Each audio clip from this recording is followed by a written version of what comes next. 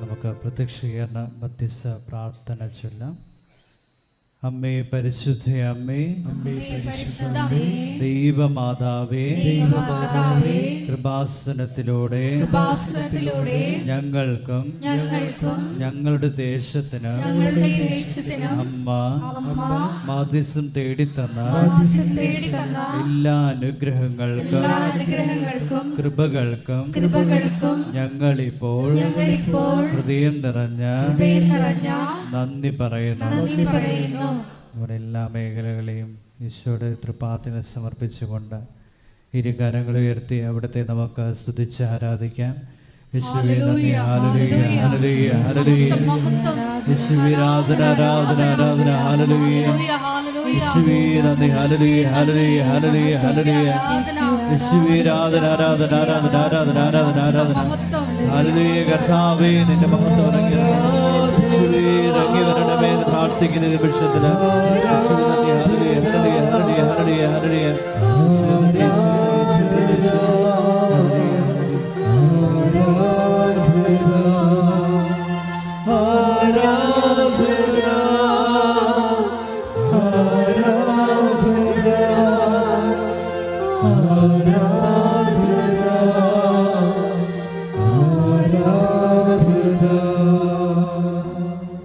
അമ്മേ പരിശുദ്ധ അമ്മേ, ദൈവമാതാവേ, 2004 ഡിസംബർ 7-ാം തീയതി ഉച്ച കഴിഞ്ഞ് 2:30 കൃപാസനത്തിൽ സംഭവിച്ച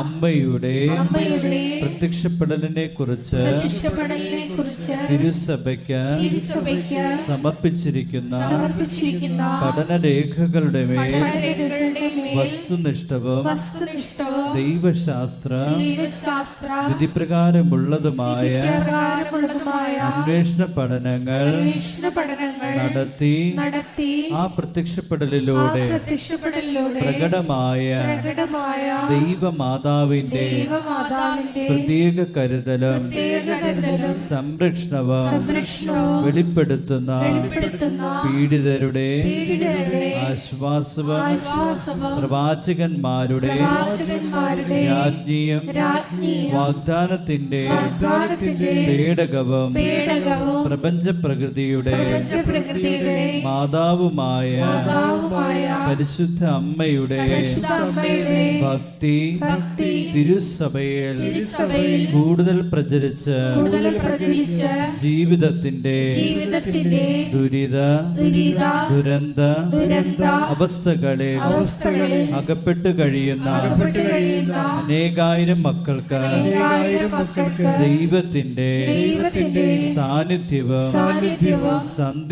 സന്ധിപ്പും കൂടുതൽ അനുഭവിക്കുക വഴി ആത്മീയ വിശുദ്ധിയും ദൈവശക്തിയും കൈവരിക്കുവാൻ ഞങ്ങളുടെ കുടുംബങ്ങളെ ഇടയാക്കണമേ. ഒരിക്കൽ കൂടി നമ്മുടെ ജീവിത മേഖലകളെ സമർപ്പിച്ചുകൊണ്ട് ഇരുകരങ്ങൾ ഉയർത്തി സ്തുതിച്ച് ആരാധിക്കാം.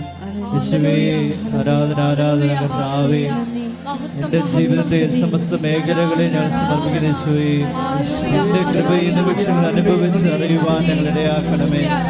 ഈ തിരുമണിക്കൂറുകളുടെ അവിടുത്തെ വചനങ്ങൾ ഞങ്ങളുടെ ഹൃദയങ്ങളിൽ പതിക്കാൻ, ഞങ്ങളുടെ ജീവിത മേഖലകളിൽ ഉയർച്ചകളുണ്ടാകുവാൻ യേശുവേ നിരവൃത്തികമായ അനുഗ്രഹവും കൃപയും ഇപ്പോൾ ഉറങ്ങി വരണമേ. യേശുവേ നന്ദി, ഹല്ലേലൂയ ഹല്ലേലൂയ ഹല്ലേലൂയ. യേശുവേ നന്ദി, യേശുവേ ഹല്ലേലൂയ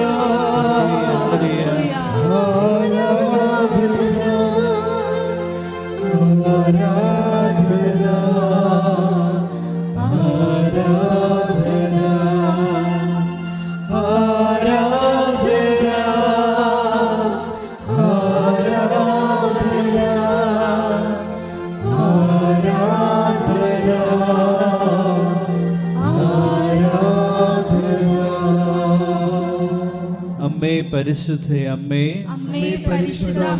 ഭൂസ്വർലോകങ്ങളുടെ രാജ്ഞിയായ അങ്ങേക്ക് ഭൗമ സംരക്ഷണത്തിനായി പ്രപഞ്ച പ്രകൃതിയെ തന്നെ തിരുസഭ പ്രതിഷ്ഠിക്കുവാൻ ഈ പ്രത്യക്ഷീകരണം വഴി ഇടയാക്കണമേ. പരിശുദ്ധയമ്മേ, ജപമാല മാതാവേ, സകല കൃപാസനം പ്രാർത്ഥനകളോടും ചേർത്ത് ഞങ്ങളിപ്പോൾ പ്രാർത്ഥിക്കുന്ന ഈ കുടുംബത്തിന്റെ പ്രത്യേക നിയോഗവും മൗനമായി നമ്മുടെ വിവിധ ആവശ്യങ്ങൾ ഉടമ്പടിയിൽ സമർപ്പിച്ചിട്ടുള്ള നിയോഗങ്ങൾ ഓൺലൈൻ ഉടമ്പടിയിലൂടെയും ലൈറ്റ് ക്യാൻപ്ര റിക്വസ്റ്റിലൂടെയും സമർപ്പിച്ചിട്ടുള്ള എല്ലാ നിയോഗങ്ങളും ഇനി ഇവിടെ കടന്നു വന്ന ഉടമ്പടി എടുത്ത് പ്രാർത്ഥിക്കാൻ ആഗ്രഹിക്കുന്ന ഏവരുടെയും ആവശ്യങ്ങളെ, സകല ജനങ്ങളുടെയും ആവശ്യങ്ങളെ നമുക്ക് സമർപ്പിക്കാം. അമ്മയുടെ പ്രത്യേകമായ മാധ്യസ്ഥം എല്ലാ മേഖലകളിലും എല്ലാ ജീവിതത്തിന് വഴിത്താനുണ്ടാകണമെന്ന് നമുക്ക് മൗനമായി പ്രാർത്ഥിക്കാം.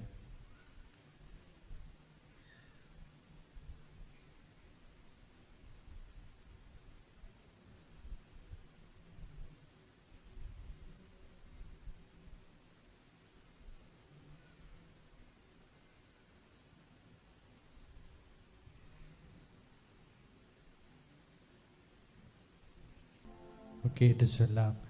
അമ്മയുടെ പ്രത്യക്ഷീകരണത്തിന്റെ ഈ അനുഗ്രഹവേളയെ ഞങ്ങൾക്ക് സാധിച്ചു തരുവാൻ കനിയണമേ.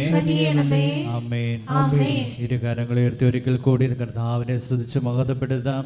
യേശുവേ, ആരാധന ആരാധന. ഹൃദയം തുറന്ന് നമുക്ക് യേശുവേ സ്തുതിക്കാം. ഈശോയുടെ ജീവിതത്തിലേക്ക് വരണമേ, എൻ്റെ മേഖലകളിലേക്ക് ഇറങ്ങി വരണമേ, എൻ്റെ കർത്താവിൻ്റെ സന്നിധിയിലേക്ക് ഇറങ്ങി വരണമെന്ന് പ്രാർത്ഥിക്കാം. യേശുവേ നന്ദി. Hallelujah hallelujah hallelujah hallelujah hallelujah hallelujah hallelujah hallelujah. യേശുവേ നന്ദി കർത്താവേ, നിന്റെ മഹത്വം ഇറങ്ങി വരട്ടെ. Hallelujah hallelujah hallelujah hallelujah hallelujah hallelujah. യേശുവേ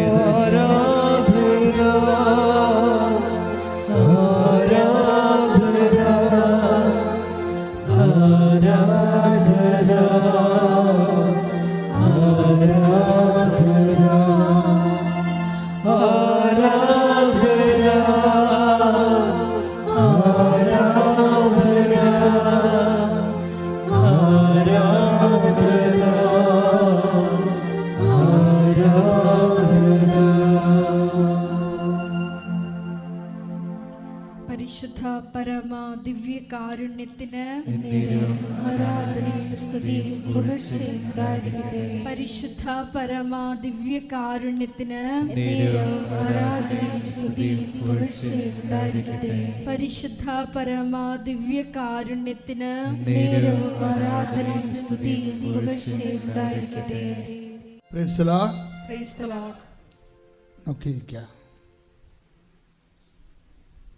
പരിശുദ്ധ പരമ ദിവ്യകാരുണ്യത്തിന് ആരാധനയും സ്തുതിയും പുകഴ്ചയും ഉണ്ടായിരിക്കട്ടെ.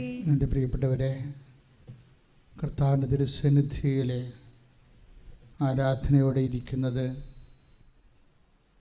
അനുഗ്രഹത്തിന് വേണ്ടി പ്രത്യേകം ക്ഷണിക്കപ്പെട്ടതിൻ്റെ ഒരു വലിയ അടയാളമാണ്. ഇക്കാലങ്ങളിൽ ഈ സമയത്ത് ഓൺലൈനിൽ കർത്താവിൻ്റെ ആരാധന കൂടുന്നവരും ഉടമ്പടിയുടെ ആന്തരികമായ ഓരോ ലോക്കുകൾ അഴിക്കുന്നത് ഈ ആരാധനയിലെ വചന സന്ദേശത്തിലൂടെയാണ്. ദൈവത്തിന് തോന്നണം നീ ദൈവത്തെ സ്നേഹിക്കുന്നു, പിന്നെ ദൈവത്തെയാണ് ഏകദൈവമായി ആശ്രയിക്കുന്നത്. അതുപോലെ നിനക്കും ആത്മാവിലെ ആരാധിക്കുമ്പോൾ ആന്തരികമായ സന്തോഷം താനേ വരണതാണ്. ഞങ്ങളൊക്കെ ഇടയ്ക്ക് നിങ്ങളൊന്ന് നിങ്ങളിങ്ങനെ മോട്ടിവേറ്റൊക്കെ ചെയ്യും. പക്ഷേ divide of any motivation it's A spontaneous action. നമ്മൾ ഇങ്ങനെ പറഞ്ഞു തരാതെ തന്നെ അഭിഷേകത്തിൽ നമുക്കിങ്ങനെ ദൈവത്തോട് സ്നേഹം ഇങ്ങനെ പതഞ്ഞ് വരിക. വല്ലാത്ത സ്നേഹം തോന്നുന്ന ഒരു സമയം നിങ്ങൾ എവിടെയായിരിക്കുമോ, അതിന് ഒരു മുട്ടുകുത്താൻ പരുവമുള്ളൊരു സ്ഥലത്താണെങ്കിൽ അപ്പോൾ മുട്ടുകുത്തണമെന്നാണ് അച്ഛൻ്റെ അഭിപ്രായം. കാര്യം നമ്മൾ 2-3 കാര്യങ്ങൾ അതിലൂടെ പറയുന്നു. ഒന്ന്, നമ്മൾ ദൈവത്തിൻ്റെ സാന്നിധ്യം ഫീൽ ചെയ്യുന്നു. ഒരു കാര്യം ഞാൻ ഉറപ്പിച്ച് പറയായി, ഞാനൊരു 10 ഇപ്പോൾ ഈ സഭയിൽ വന്നിട്ട് തന്നെ 46 കൊല്ലമായി. 46 കൊല്ലം മുമ്പ് ഞാൻ സെമിനാരിൽ ചേരണം. അപ്പോൾ അന്ന് മുതൽ ഇന്ന് വരെ ഉള്ള വ്യത്യസ്തങ്ങളായ പ്രാർത്ഥനാ രീതികൾ, മെഡിറ്റേഷൻ റൈറ്റുകൾ ഒക്കെ കണ്ടാലും നമുക്ക് മനസ്സിലാകുന്ന ഒരു യാഥാർത്ഥ്യമുണ്ട്. ഇതിനെല്ലാം ആൾക്കാർക്കുണ്ടാകുന്ന റിസൾട്ട് വാലുവേറ്റ് ചെയ്യുമ്പോൾ നമുക്കുണ്ടാകുന്ന ഏറ്റവും വലിയ ഒരു നെറ്റ് ഇഫക്റ്റ് ഉടമ്പടിയിലെ ജനം അനുഭവിക്കുന്ന ദൈവത്തിൻ്റെ തനി സാന്നിധ്യമാണ്. അത് ആദ്യകാലങ്ങളിൽ ഞാൻ ഓർത്തിരുന്നത് ഇത് ഓരോരുത്തരുടെ ആധ്യാത്മികമായ ഒരു കപ്പാസിറ്റിയുടെ ഭാഗമായിട്ട് ഒറ്റപ്പെട്ട അനുഭവങ്ങളായിട്ട് വരുന്നതാണ് എന്നാണ് എനിക്ക് 2016 മനസ്സിലാക്കിക്കൊണ്ടിരുന്നത്. പക്ഷേ ഇപ്പോഴ് നമുക്കറിയാം, ആൾക്കാർ സാക്ഷ്യം പറയുമ്പോൾ വ്യത്യസ്തമായ ദൈവത്തിൻ്റെ സാന്നിധ്യം എല്ലാ ദിവസവും ആരെങ്കിലും തിരിച്ചറിഞ്ഞതായിട്ട് വെളിപ്പെടുത്തുന്നുണ്ട്. അവിടെ സാക്ഷ്യം തിരിച്ചറിഞ്ഞതായിട്ട് ദൈവത്തിൻ്റെ സാന്നിധ്യം തിരിച്ചറിഞ്ഞതായിട്ട് അവർ വെളിപ്പെടുത്തുന്നുണ്ട്. അപ്പോഴേ എനിക്ക് മനസ്സിലായ ഒരു സത്യം, ഉടമ്പടി ബേസിക്കായിട്ട് ഉടമ്പടി ദൈവത്തിൻ്റെ സാന്നിധ്യം ബൈ പേഴ്സണൽ പ്രസൻസ് നമുക്ക് അനുഭവവേദ്യമാക്കുന്ന ഏറ്റവും ശക്തമായ ഒരു ദൈവിക പദ്ധതിയാണ്. അതുകൊണ്ട് തന്നെ എനിക്ക് നിങ്ങളോട് ഉള്ള ഒരു അപേക്ഷ, നിങ്ങൾ ഈ വിഷയങ്ങളെല്ലാം ഒന്നുകൂടി പഠിക്കണം എന്നുള്ളതായിരിക്കും. ഉടമ്പടിയെക്കുറിച്ച് പഠിച്ചിട്ട് ഇതിൻ്റെ ഓരോ സബ്മിഷൻസ് വരുമ്പോൾ എല്ലാം നിങ്ങൾ തന്നെ ചോദിക്കണം, എന്തിനാണ് ഇങ്ങനെ സബ്മിറ്റ് ചെയ്യണത്, എന്തുകൊണ്ടാണ് ഞാൻ ഈ പ്രത്യക്ഷീകരണ പ്രാർത്ഥന വായിക്കുന്നത്, എന്തുകൊണ്ടാണ് ഞാൻ ഈ ഉടമ്പടി തൈലം തേക്കുമ്പോൾ വിശ്വാസ പ്രമാണം ചെല്ലണമെന്ന് പറയണത്, അല്ലെങ്കിൽ ഉടമ്പടി ഉപ്പ് തളിക്കുമ്പോൾ വിശ്വാസ പ്രമാണം ചെല്ലണമെന്ന് പറയണത്.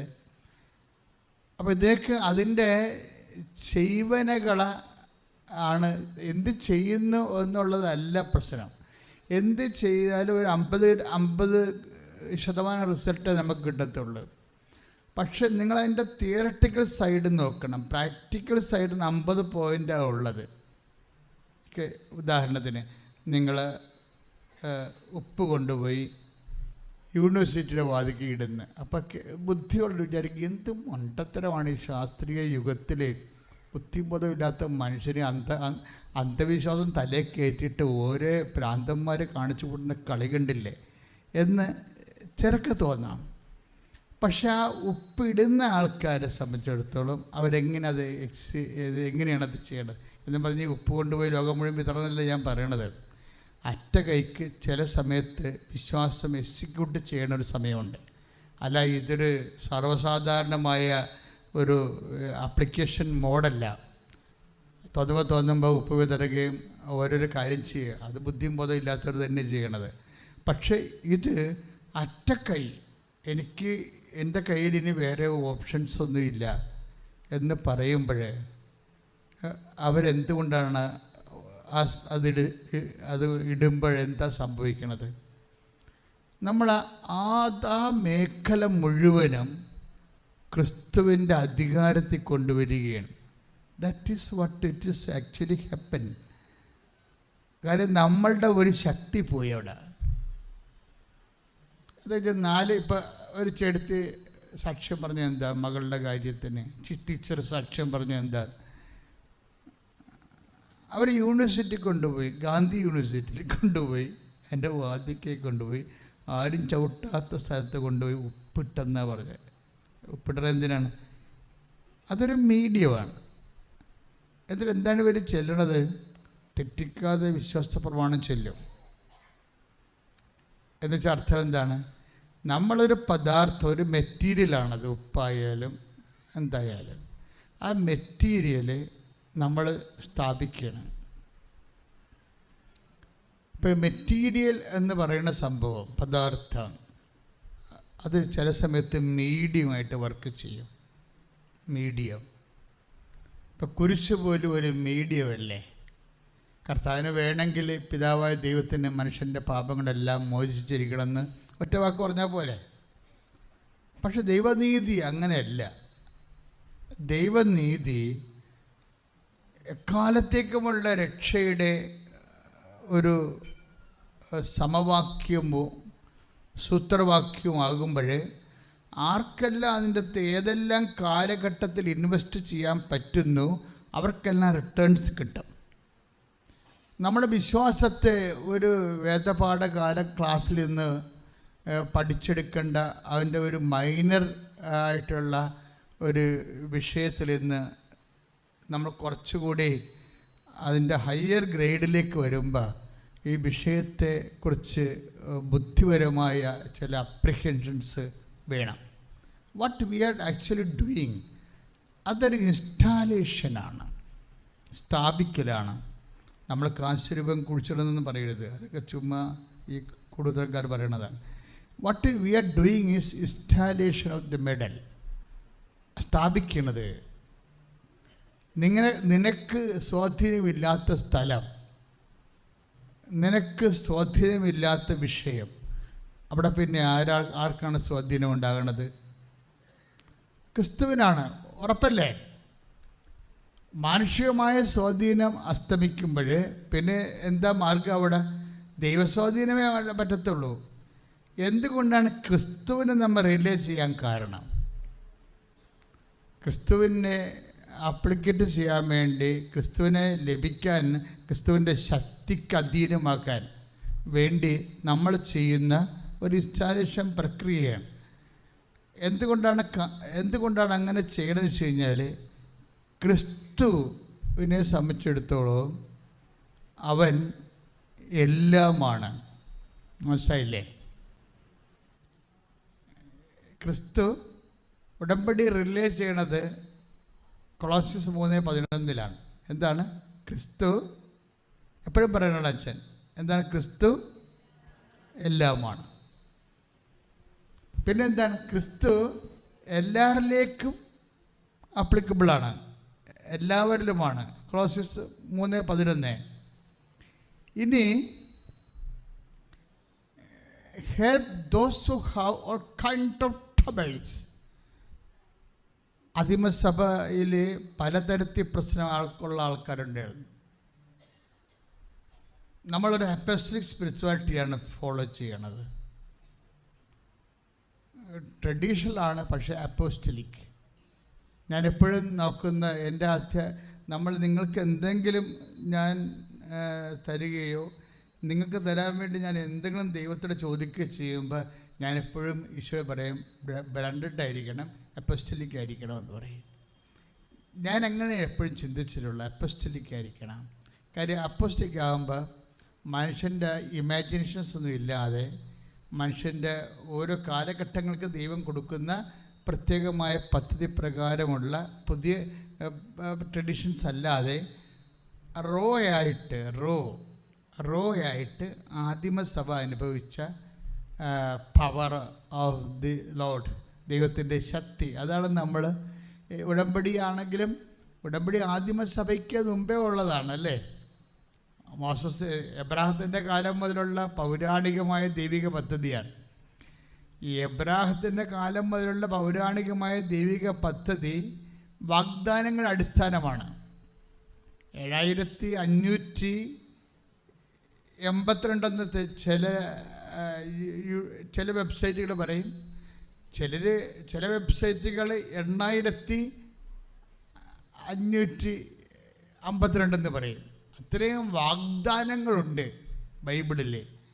മനുഷ്യൻ്റെ ഈ ഫിസിക്കാലിറ്റി, അതുപോലെ തന്നെ അവൻ്റെ സ്പിരിച്വാലിറ്റി എന്ന് വെച്ച് കഴിഞ്ഞാൽ ശരീരവും അവൻ്റെ ആത്മാവും മെയിൻറ്റെയിൻ ചെയ്യാൻ വേണ്ടി ദൈവത്തിൻ്റെ ഇടപെടൽ ഉറപ്പുവരുത്താൻ പറ്റുന്ന ഒരു പദ്ധതിയാണ് ഈ വാഗ്ദാനമെന്ന് പറയുന്നത്. അങ്ങനെ 8000-ഓളം വാഗ്ദാനങ്ങൾ ദൈവം ബൈബിളിൽ കൊടുത്തിട്ടുണ്ട്. ഈ വാഗ്ദാനമെല്ലാം നമ്മൾക്ക് എന്തിനുള്ളതാണ്? വാഗ്ദാനം നമ്മൾ എന്താ ചെയ്യണത്? വാഗ്ദാനം നമ്മൾ പ്രാപിക്കുകയാണ് ചെയ്യണത്. ക്ലിയർ അല്ലേ? 3 റെലംസിലേക്കാണ് നമ്മൾ വാഗ്ദാനം പ്രാപിക്കണത്. ഒന്ന്, നമ്മുടെ ശരീരത്തിൽ വാഗ്ദാനം പ്രാപിക്കും, അപ്പോൾ ആണ് ഹീലിംഗ് ഉണ്ടാകുന്നത്, ഇല്ലേ? രണ്ടാമത് നമ്മുടെ മനസ്സിൽ വാഗ്ദാനം പ്രാപിക്കും, അപ്പം ധൈര്യം ഉണ്ടാകും. നമ്മുടെ ആത്മാവിൽ വാഗ്ദാനം പ്രാപിക്കും, അപ്പം നിത്യജീവൻ ഉണ്ടാകും. ഇങ്ങനെ എല്ലാം ക്രിസ്തുവിൻ ആണ്. നമുക്കറിയാമല്ലോ, സകല വാഗ്ദാനങ്ങളും പറഞ്ഞേ, സകല വാഗ്ദാനങ്ങളും, പറഞ്ഞേ, സകല വാഗ്ദാനങ്ങളും ക്രിസ്തുവിൽ അതേ എന്ന് തന്നെ. ക്ലിയർ ആയില്ലേ? അപ്പം 8000 വരുന്ന വാഗ്ദാനങ്ങൾ ഇനി ഒരു 4000 കൊല്ലം മനുഷ്യരാശി മുന്നോട്ട് പോകുകയാണെങ്കിൽ അന്ന് ആവശ്യമായ മനുഷ്യൻ്റെ അടിസ്ഥാന ആവശ്യങ്ങൾ അതെല്ലാം അഡ്രസ്സ് ചെയ്തുകൊണ്ടാണ് ദൈവം വാഗ്ദാനം തന്നിരിക്കുന്നത്. മനസ്സിലായില്ലേ?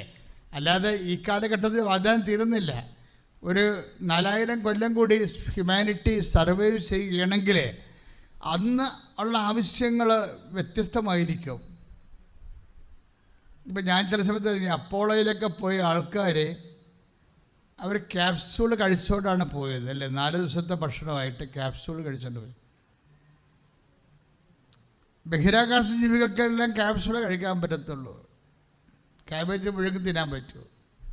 അപ്പം അതെല്ലാം അതിൻ്റെ മിനറൽസ് എല്ലാം എടുത്ത് വൈറ്റമിൻസ് എല്ലാം എടുത്തിട്ട് ആ ക്യാപ്സ്യൂളാക്കിയിട്ട് ഒരു ബോഡി മെയിൻറ്റെയിൻ ചെയ്യാൻ ആവശ്യമായ സംഭവങ്ങൾ, അത്രേ ഉള്ളൂ.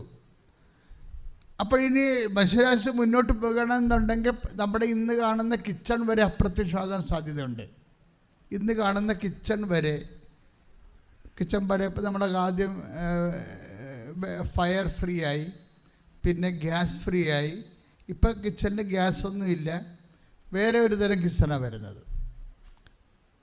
അതുപോലെ തന്നെ ഇനി കിച്ചൺ പോലും വേണ്ടാത്തൊരു കാലം ഉണ്ടാവും. കിച്ചൺ പോലും ആവശ്യമില്ലാത്തൊരു കാലം ഒരു പക്ഷേ 1000 കൊല്ലമോ 500 കൊല്ലമോ കഴിയുമ്പോൾ ഉണ്ടാകും. ഇവിടെ എന്താ പ്രശ്നം വെച്ച് കഴിഞ്ഞാൽ ഈ മനുഷ്യരാശി മുന്നോട്ട് പോകും തൊട്ട് ആ കാലങ്ങളെല്ലാം നമുക്ക് സമ്മർദ്ദത്തിലാക്കുന്ന വ്യത്യസ്തങ്ങളായ ബേസിക്സുകൾ, നീഡുകൾ, അടിസ്ഥാന ആവശ്യങ്ങൾ അതിനെ മെയിൻറ്റെയിൻ ചെയ്തുകൊണ്ടാണ് ബൈബിള് ഡിസൈൻ ചെയ്തിരിക്കുന്നത്. അതുകൊണ്ടാണ് പറയണത് 1 കൊരിന്ത്യർ 1:20 വായിച്ചോളൂ. ശ്രുതികട്ടെ ശ്രുതികട്ടെ ഹല്ലേലൂയ. 1:20 ദൈവത്തിന്റെ സകല വാഗ്ദാനങ്ങളും എന്ന് പറഞ്ഞ ദൈവത്തിന്റെ സകല വാഗ്ദാനങ്ങളും ക്രിസ്തുവിൽ അതേ എന്ന് തന്നെ. വാഗ്ദാനം നമ്മളെങ്ങനെ പ്രാപിക്കണം? സകല വാഗ്ദാനങ്ങളും ക്രിസ്തുവിൽ. അപ്പം അതിൻ്റെ എല്ലാം ഉണ്ടേ. നിങ്ങളുടെ IELTS-ഉം വസ്തു വിൽപ്പനയും എല്ലാ വിഷയമുണ്ട്, സകലമാണ്. അത് ഓർത്തേക്കണം. മരിയൻ ഉടമ്പടി എന്തുകൊണ്ടാണ് മരിയനാകണതിൻ്റെ കാരണം എന്താണ്? മരിയൻ ഉടമ്പടി സ്വാഭാവികമായിട്ടും ബൈബിളിൽ വാഗ്ദാനം പ്രാപിക്കാനുള്ള ഒരു നടപടിക്രമമാണ്. But we are doing Marian covenant. Why? എന്തുകൊണ്ടാണ് മരിയനാകാൻ കാര്യം? മരിയനാകാൻ കാരണം ടൈമാണ് പ്രശ്നം. കാര്യം മനുഷ്യന്മാരുടെ എപ്പോഴും അഭിമുഖീകരിക്കുന്ന ഒരു പ്രോബ്ലം ടൈമാണ്. എപ്പോഴും ടൈം ആൻഡ് പ്ലേസ്. നമുക്ക് സമ്മർദ്ദങ്ങൾ വരാൻ സാധ്യതയുള്ളത്, നമുക്ക് ഗുണമോ ദോഷമോ വരാൻ സാധ്യതയുള്ള 2 എൻറ്റിറ്റി എന്ന് പറയുന്നത് ഒന്ന് ടൈമാണ്, പിന്നെ എന്താണ്? ഒന്ന് സ്പേസ്, ഒന്ന് കാലം. കാലം വില്ലനാവും അല്ലേ? ഇപ്പം നിങ്ങൾക്ക് 37 വയസ്സായി എന്ന് പറയുമ്പോൾ നിങ്ങൾ കണ്ണാടി നോക്കിയിട്ട് മുടി നിറച്ചു, ഇപ്പോൾ കല്യാണം കഴിച്ചില്ല, എനിക്ക് എന്നൊക്കെ പെണ്ണ് കിട്ടുമോ എന്നൊക്കെ നിൽക്കുമ്പോൾ കാലമാണ് പ്രശ്നം ഉണ്ടാക്കുന്നത് അവിടെ അല്ലേ? കാലം വില്ലനായി നിൽക്കും. ഇനി ദൈവം എപ്പോഴും ചിന്തിക്കണം. അതുപോലെ സാഹചര്യം. ഇപ്പം നമ്മുടെ നെടുമ്പാശ്ശേരിയിലൊക്കെ നിൽക്കുകയാണെങ്കിൽ, വിമാനത്താവളത്തോട് നിൽക്കുകയാണെങ്കിൽ ആൾക്കാർ കള്ളിയും കൊണ്ട് കൊടുത്താണ് ഇപ്പോൾ വിമാനത്തേക്ക് കയറണത്. പണ്ടൊക്കെ കൂളിംഗ് ഗ്ലാസ്സൊക്കെ വെച്ച് നല്ല ടിപ്പ് ടോപ്പ് ഡ്രസ്സൊക്കെ ഉപയോഗിച്ച് മറ്റേ ഇതൊക്കെ എയർ സ്യൂട്ടൊക്കെ ഉപയോഗിച്ചാണ് ആൾക്കാർ കയറിക്കൊണ്ടിരുന്നത്. ഇപ്പം അങ്ങനെയല്ല. ഇപ്പം ആൾക്കാർ പ്രൈവറ്റ് ബസ്സൊക്കെ കണ്ട പോലെ കയറിപ്പോവുകയാണ്. രാജ്യം പിടിക്കുകയാണ്. കേരളം രാജ്യം പിടിക്കുകയാണ്. ഒരിക്കലും ചിന്തിക്കാതിരുന്ന ഇപ്പം ചെറുപ്പക്കാർ പോകുന്നതിൽ പ്രശ്നമില്ല. അതല്ല, ഇപ്പോഴും ചെറുപ്പക്കാരെ വിടുന്നത് എന്താണ്? മാതാപിതാക്കന്മാർക്ക് ഈ സ്ഥലം മടുത്തതുപോലെയാണ്. പല മാതാപിതാക്കന്മാരുടെ ആവേശത്തോടെ മക്കളെ പ്രൊമോട്ട് ചെയ്യണം. എന്തിനാണ്? അവർക്കും പോകാൻ വേണ്ടിയാണ്. അവർക്കൊരു ഷിഫ്റ്റ് ആവശ്യമാണ്. അവരൊരു ഷിഫ്റ്റാണ്. കഴിഞ്ഞ ദിവസങ്ങളിലൊരു സംഭവം ഞാൻ ഒരു തൊഴിലാളി നേതാവ്, കുറേ നേതാക്കന്മാരൊക്കെ ആയിട്ട് ബന്ധമുണ്ടല്ലോ, ഈ വിഴിഞ്ഞ സമരത്തിൻ്റെ ഒരു ഭാഗമാണ്. അപ്പോഴേ ഞങ്ങളിടയ്ക്ക് ഡിസ്കസ് ചെയ്തപ്പോൾ ഒരു അമ്മ, ഇന്നലെ ഒരു ഡിസ്കഷനായിരുന്നു ഞാനിപ്പോൾ പറയണം, ഒരമ്മ കൂടാരത്തിൻ്റെ വാതിക്കലിരിക്കുകയാണ്. കൂടാരം എന്ന് പറഞ്ഞത് ഈ ഇപ്പോഴത്തെ അവസ്ഥ കടൽ കയറിപ്പോയി 2 നില വീടുണ്ടായിരുന്ന ആൾക്കാരാണ്. 2 നില വീടുണ്ടായിരുന്ന ആൾക്കാരാണ്. ഈ തുറമുഖം വന്നതോടുകൂടി അതിൻ്റെ കടലിലോട്ട് ഉള്ള പുലിമുട്ടുകൾ 10-300 മീറ്റർ കെട്ടിയപ്പോൾ തന്നെ വെള്ളത്തിൻ്റെ ഒഴുക്ക് എതിരായിട്ട് ബാധിച്ചിട്ട് ഒരു വശത്ത് മണ്ണ് വെക്കുകയും ഒരു വശത്ത് കടൽ തുരന്നെടുക്കുകയും ചെയ്യും. അപ്പോൾ വലത് വശത്ത് എപ്പോഴും തുരപ്പുണ്ടാകും. എന്ത് തരത്തിലുള്ള പഠനങ്ങൾ നടത്തിയെന്ന് പറഞ്ഞാലും അതെല്ലാം കള്ളത്തരമാണ്. കാര്യം ലോകം മുഴുവൻ അറിയാം. കൊച്ചി തൊട്ടിങ്ങോട്ട് കൊച്ചി തുറമുഖം വെച്ചതിന് ശേഷം തുരന്നത് പുറക്കാട് വരെയാണ് തുരന്നിരിക്കുന്നത്. കടലിലേക്ക് ഇങ്ങനെ കടൽ ചുഴച്ചെടുത്തുകൊണ്ട് പോകും. അങ്ങനെ 2 നില വീട് 2 നില വീട് ഉണ്ടായിരുന്നത് കടലിൽ പോയ ഒരു അമ്മയാണ്. ഒരു തകര ഷീറ്റ് പോലൊരു സംഭവത്തിൻ്റെ അകത്ത് ബാധിക്കലിരിക്കുക. ഞങ്ങൾക്കുണ്ട് മനുഷ്യാവകാശം എന്നും പറഞ്ഞ് ഒരു നീന്തൽ നടത്താൻ വേണ്ടി, കാര്യം ആൾക്കാരുടെ ശ്രദ്ധ പിടിക്കാൻ, കാര്യം അവകാശം കവർന്നെടുക്കുകയും അവകാശം ഇല്ലാതാക്കുകയും ചെയ്ത ഒരു സമൂഹത്തിന് വേണ്ടിയുള്ള അവകാശ പോരാട്ടത്തിൻ്റെ ഭാഗമായി അമ്മയോട് ചെന്ന് തൊഴിലാളി നേതാവ് ചോദിച്ചു, നീന്താൻ പറ്റുമോ ഞങ്ങൾക്കൊപ്പം എന്ന് പറയും. അപ്പോൾ അവർ നീന്തണവരാണ്, കടലിൽ നീന്തണ സ്ത്രീയാണ്. അപ്പം നീന്താം. പക്ഷേ അപ്പം ഞാൻ ചോദിച്ചു, മക്കളിവിടെ ഇല്ലേ? ഞങ്ങളല്ല, കൂടെ ഉണ്ടായിരുന്ന സഹോദരങ്ങൾ ചോദിച്ച് മക്കളില്ലേ എന്ന് ചോദിച്ചു. അപ്പോൾ പറഞ്ഞു, മക്കളെ ഞാൻ 2 പേരെയും ബ്രിട്ടനിൽ വിട്ടിരിക്കുകയാണെന്ന് പറഞ്ഞു. 2 പേരെ ഇംഗ്ലണ്ടിലോട്ട് വിട്ടിരിക്കുകയാണെന്ന് പറഞ്ഞു. എന്തിനു? സ്റ്റഡി വിസയിൽ പോയിരിക്കുകയാണ്. അപ്പോൾ അവൻ കാലെ പിടിച്ച്, അമ്മയുടെ കാലെ പിടിച്ച് പറഞ്ഞ്, അമ്മ ഞാൻ പോകത്തില്ല. കാരണം സ്റ്റഡി വിസയിൽ പോയാലുള്ള കുഴപ്പം, ഇനി 10 അതിൻ്റെ കടങ്ങളൊക്കെ പരിഹരിച്ചു. പിന്നെ ഞാനവിടെ ജോലി വാങ്ങിച്ചു, അതിൻ്റെ ലോൺ എടുത്തു, അതടച്ചൊക്കെ വരുമ്പോൾ 20 കൊല്ലമാവും എല്ലാം തീരുമ്പോൾ. അപ്പം എനിക്ക് നാട്ടിൽ വരാൻ അമ്മയുടെ മുഖം കാണാൻ പറ്റത്തില്ല, എന്നെ പറഞ്ഞു വിടല്ലേ എന്ന് പറഞ്ഞു. അപ്പം അമ്മ തിരിച്ചു പറയും, മകനെ, എൻ്റെ മുഖം നീ കാണത്തില്ലെന്ന് എനിക്കറിയാം. പക്ഷേ ഞങ്ങൾ ഇത്രയും നാൾ ആറ്റിക്കുട്ടി ഉണ്ടാക്കിയതാണ് കടൽ കൊണ്ടുപോയത്.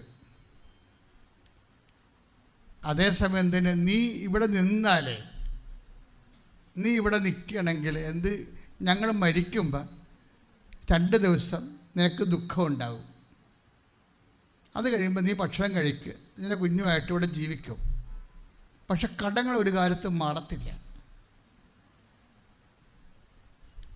2 ദിവസത്തെ ദുഃഖമാണ് നിനക്കുണ്ടാകാൻ പോണത്, ഞങ്ങൾ മരിക്കുമ്പോൾ ഞങ്ങളുടെ കൂടെ ഉണ്ടായിക്കഴിഞ്ഞാൽ. പക്ഷേ എന്താ സംഭവിക്കണത്? നിനക്ക് അതിനുശേഷം ഈ ജന്മം മുഴുവൻ ദുഃഖമായിരിക്കും. അപ്പം അതുകൊണ്ട് കണ്ടാലും കണ്ടില്ലേലും നീ പോകണമെന്ന് പറയും. ഒരു സിറ്റുവേഷൻ കണ്ട തൊട്ടടുക്കുമ്പോഴാണ് നമുക്ക് ഈ പ്രസ്താവനകളൊക്കെ ഇറക്കാൻ എളുപ്പമാണ്. പക്ഷെ മനുഷ്യൻ്റെ അവസ്ഥകൾ കണ്ടില്ലേ? അതാണ് അവസ്ഥ. ആ മകൻ കയറിപ്പോയിരിക്കുകയാണ്. ഇനിയിപ്പോൾ പഠനത്തിൻ്റെ വിസാക്കൊക്കെ പോയിരിക്കുകയാണ്. ഇവിടെ ഒന്നും ഉള്ള ആൾക്കാരല്ല, ഉള്ളതെല്ലാം കടൽ കൊണ്ടുപോയവരാണ്. അവൻ തിരിച്ച് അമ്മയുടെ മരിപ്പിന് പോലും വരത്തില്ല. അതാണ്. അപ്പം അവർക്കൊക്കെ അവകാശമില്ലേ? അപ്പം ഇങ്ങനെ ഒരു സിറ്റുവേഷൻസാണ് മനുഷ്യരാശി ഒരു ഷിഫ്റ്റിംഗ് മോഡിലാണ് ഇരിക്കുന്നത്. നമ്മൾ വളരെ അന്തസ്സോടെയൊക്കെ പറയുമെങ്കിലും ഒരു ഷിഫ്റ്റാണ്, ഒരു ടൈമാണ് ഈ സമയം. അതേസമയം ഒരു സ്ഥലത്തു നിന്ന് മറ്റൊരു സ്ഥലത്തേക്ക് പോയിക്കൊണ്ടിരിക്കുകയാണ് ആൾക്കാർ. ചിലർ തിരിച്ചു വരും, ചിലർ വരത്തില്ല.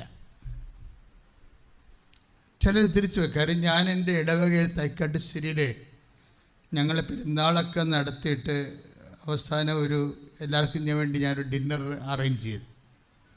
അപ്പം ഞങ്ങളെല്ലാവരും പെരുന്നാളിന് സഹായിച്ചവരെയും കൂടെ ഉള്ള കമ്മിറ്റിക്കാരും അവരുടെ ഭാര്യമാരും മക്കളെല്ലാവരെയും വിളിച്ചിട്ടുണ്ട്. അപ്പോൾ ഞങ്ങളൊരു വീട്ടിൽ കൂടി അങ്ങനെ ഇരുന്നിട്ട് പതുക്കെ പ്രാർത്ഥിക്കുമ്പോൾ പ്രശ്നം കഴിച്ചുകൊണ്ടിരിക്കുന്ന സമയത്ത് ഞാൻ കാനഡയിലുള്ള ഒരു മകൻ അവിടെ ലീവിന് വന്നിട്ടുണ്ട്. അപ്പോൾ അവനോട് അവൻ്റെ അപ്പൻ വളരെ പ്രായമുള്ള നല്ലൊരു അധ്യാപകനായിരുന്നു. അപ്പോൾ അങ്ങോട്ട് തിരിഞ്ഞിരിപ്പുണ്ട്, അപ്പുറത്ത് വർഷം കഴിച്ചുകൊണ്ടിരിക്കുകയാണ്. അപ്പനോട് ഇരിപ്പുണ്ട്, മകൻ എൻ്റെ അടുത്തിരിക്കുകയാണ്. അപ്പോൾ ഞാൻ പറഞ്ഞു, എന്നാ പരിപാടി, തിരിച്ച് വരുന്നുണ്ടാ? അപ്പോൾ അവൻ അപ്പനെ പുറകോട്ട് നോക്കി വെച്ച് വരത്തില്ലെന്ന്. എന്തൊക്കെ അപ്പൻ അറിയണ്ട, വരത്തില്ല, വരാൻ പറ്റുന്ന കണ്ടീഷൻ അല്ല. അതായത് നമ്മളുടെ ഇവിടുത്തെ ഒരു അവസ്ഥയിൽ നമുക്ക് അതിജീവനം വിഴിഞ്ഞത്ത് മാത്രമല്ല, കേരളം മുഴുവനും ജീവിത സാഹചര്യം മുഴുവനും ഒത്തിരിയേറെ പേര് വ്യത്യസ്തമായ രീതികളിൽ അതിജീവനത്തിൻ്റെ അവസ്ഥകളിൽ തന്നെയാണ്. കോവിഡ് കഴിഞ്ഞോടുകൂടി കടങ്ങൾ ഇരട്ടിയായില്ലേ അല്ലേ? കോവിഡ് കഴിഞ്ഞോടുകൂടി കടങ്ങൾ ഇരട്ടിയായി. അച്ഛനെന്താ പറഞ്ഞത്? കടം ഇരട്ടിയാകുകയും ചെയ്യും. കേന്ദ്ര സർക്കാർ ഗവൺമെൻറ്റും അതുപോലെ തന്നെ സ്റ്റേറ്റ് ഗവൺമെൻറ്റും ഇക്കാര്യത്തിൽ നമ്മളുടെ കടങ്ങളെ പരിഹരിക്കാൻ ഒന്നും ചെയ്യാൻ പറ്റത്തില്ല. അത്ര കണ്ട് കടങ്ങളിലായിപ്പോയി. അപ്പോൾ മനുഷ്യൻ പരക്കം പാഞ്ഞുകൊണ്ടിരിക്കുകയാണ്. എന്ന് വെച്ചാൽ നമ്മൾ ആശ്രയം വെച്ച ഇടങ്ങളെല്ലാം നമ്മളെ തള്ളിപ്പറഞ്ഞുകൊണ്ട് നമ്മളിങ്ങനെ ഒറ്റക്കാകണ പോലെ തോന്നുന്നതാണ്. അതുകൊണ്ടാണ് ഈ മനുഷ്യന്മാർ ദൈവത്തോട് ഇങ്ങനെ മുറുകെ പിടിക്കുന്നതിൻ്റെ കാരണം. എൻ്റെ വിഷയം അതാണ്. എന്നിട്ട് അതുകൊണ്ടാണ് നിങ്ങൾ ഈ ഉടമ്പടി സാക്ഷ്യം കേൾക്കണം എന്ന് പറഞ്ഞു കഴിഞ്ഞാൽ, ഇങ്ങനെയുള്ള സിറ്റുവേഷനിൽ ദൈവം എന്താണ് ചെയ്യുന്നത്? എൻ്റെ ഒരു പ്രോബ്ലം ഇത്രയേ ഉള്ളൂ. അതായത് നിങ്ങൾ എടുക്കുന്നവർ ഇത് ഒരു തരം എന്തെങ്കിലും ഒരു ഗിമിക്കായിട്ട് ചെയ്യരുത്. പല ആൾക്കാർക്കും അബദ്ധം പറ്റുന്നത് അങ്ങനെയാണ്. ചെയ്ത് നോക്കാം എന്നും പറഞ്ഞ് അവർ കുറച്ച് കാര്യങ്ങളൊക്കെ എഴുതിയിട്ട് കുറച്ച് ഒപ്പിച്ച് ചെയ്ത് കുറച്ച് ചെയ്യാതെ, കുറച്ച് പ്രേക്ഷിത പ്രവർത്തനം ചെയ്ത് കുറച്ച് ചെയ്യാതെ അവരൊരു പരീക്ഷണ രീതിയിലാണ് ഈ വിഷയത്തോട് ഇടപെടുന്നത്. എൻ്റെ മക്കളെ, ഈ ഒരു കാലഘട്ടം വളരെ മോശമാണ്. ഈ കാലഘട്ടത്തിൻ്റെ കണ്ണീര് നല്ല ശരിക്കും നമുക്ക് രക്തത്തിന് നിറവുള്ളതാണ്. അപ്പം നമ്മളൊക്കെ ഇങ്ങനെ പരീക്ഷിക്കാൻ പറ്റത്തില്ല. നിങ്ങൾ എന്ത് ഉദ്ദേശത്തിലാണ് ഉടമ്പടി പരീക്ഷിക്കേണ്ടത്? കിട്ടുമായിരിക്കും, നോക്കാം എന്നൊക്കെ പറഞ്ഞുകൊണ്ട് പകുതി ചെയ്യത്തില്ല. ചിലപ്പോൾ കുമ്പസാരിക്കാൻ താമസിക്കുന്നു, ചിലർ പ്രേക്ഷിത പ്രവർത്തനം താമസിക്കുന്നു, ചിലർ പ്രാർത്ഥിക്കാൻ താമസിക്കുന്നു. അങ്ങനെ ചെയ്യാൻ പറ്റത്തില്ല. എന്തിനാണ്? പിന്നെ ചിലപ്പോൾ നിങ്ങൾ പുതുക്കുമ്പോൾ ചെയ്യുമായിരിക്കും. Why you waste your time? നിങ്ങൾ പുതുക്കും പിന്നെ കറക്റ്റ് ചെയ്യുമായിരിക്കും. നിങ്ങൾക്ക് എന്തുകൊണ്ട് ആദ്യമേ അയക്കൂടാ?